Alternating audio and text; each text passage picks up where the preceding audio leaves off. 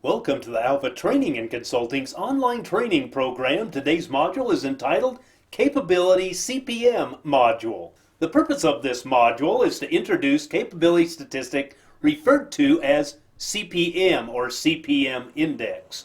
So we've discussed CP upper, CP lower, CPK, PP upper, PP lower, PPK, and CP and PP. And so we've discussed a lot about capability. This is just one other index that shows up on the certification exams once in a while. By far, the CPK and PPK are more common in the world of business and especially in manufacturing. But CPM is a good thing to know about also because it takes into account the target value and how much off you are from target value. In other words, your process-centered type thing. All right, so here we are. The CPM index was created by, guess who? Mr. Taguchi himself, who placed a greater level of importance on placing the process average with the target value. So remember the Taguchi versus the traditional loss function. Taguchi, this line is dollars, by the way. The vertical axis is dollars. And it says the only way to get to $0 of poor quality is hit target value, which is what the engineers say this needs to be at this, but we can deviate, and they give you spec limits. Here's the upper spec limit, here's the lower spec limit, but of course the machine will run better at target value. So why don't they make you run it at target value? Because there's inherent variability in machines that won't allow that. So they have to give you spec limits to build to. But they don't, get me wrong though, they would rather have it at target value. So that's what Taguchi's talking about. As soon as you miss target value, price of poor quality goes up exponentially. So it becomes very expensive. And because of that, Taguchi would always try to reduce variability so that you got more and more parts closer and closer to target value. And that's where the CPM index comes in. It has a part of the equation that takes into account how far you are away from target value. And so here it is, the formula for CPM.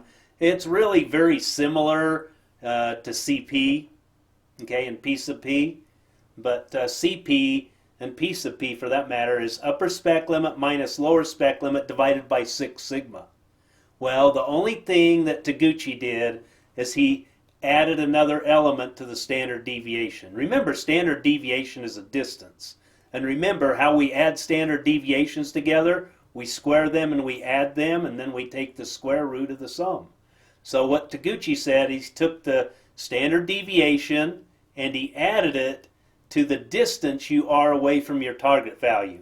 So this is the process mean of the distribution minus target value. Remember, sigma is a distance, this is a distance from target value. So we square them, add them together, take the square root. And so it increases the standard deviation, if you will. So anyway, this is the formula. We have a example problem coming up here. You'll see how easy this is to use. And there's a good chance, or at least a reasonable chance, you'll get this on the certification exam. So I thought it was worth some time to go over it. Again, what are the variables? Upper spec limit, lower spec limit, average of the process distribution, target value, and standard deviation. That's all you need to know. So here we have upper spec limit of 11.9, lower spec limit of 0.8. We have a target value, the engineer says. If you'd run this at 7, the machine will run better. But you can run it from 11.9 to 0.8. And so you check it on your process distribution, and the average is 5. So you're 2 units away from the target value. So let's go ahead and plug the numbers in. There's the upper spec limit is 11.9. Lower spec limit right there is 0.8. And then 6 times square root of the mean of the distribution, which is 5. And the target value, T, target value, 7. And a standard deviation of 3.